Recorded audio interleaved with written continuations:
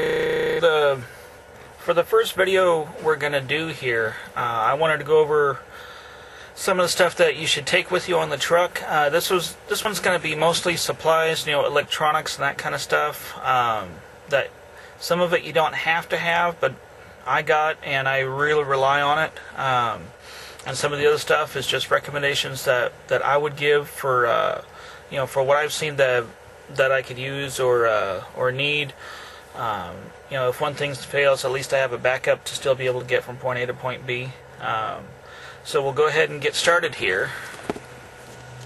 Ace number one, first thing I can recommend is if you don't have a cell phone with a nationwide plan, get one. So that way you can use it to talk to your dispatchers, your driver trainer, or your mentor, no matter what your company calls it. This is your lifeline to anything. I've just got an old Razor. I just use it because it keeps working forever. The way I'm set up, I don't really need internet for it. I use it just for making phone calls. Depending on what you bring in the truck, you may need it. Next up, it's not an electronic item, but it served me well. It's just one of these little retractable box cutters.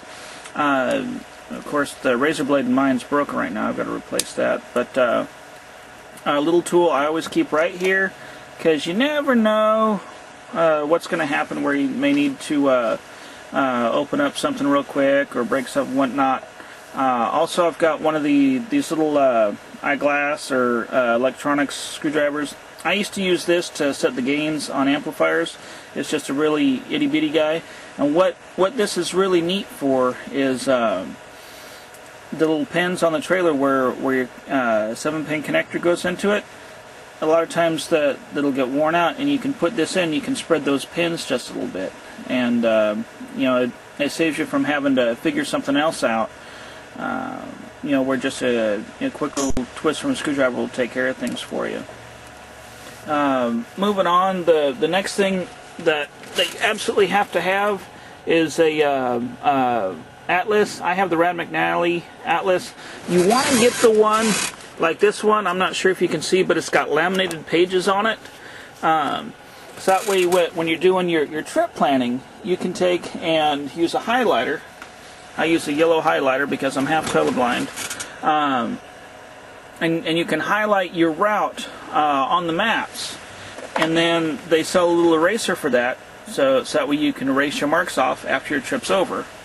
And then I've got these little post-its that you can put up on the edges of the pages. Like the trip I'm waiting to be dispatched on right now is taking me from Lathrop, California up to Kent, Washington.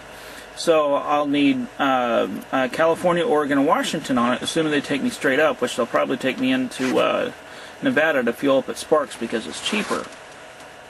So I may need 4 states, so bada bing. I can put one of these on the 48 state page, and I can put one of these on each one of the states that I'm going to go through. So that way it's really easy to just look on the atlas and see where I'm going to go. Next up, every day you're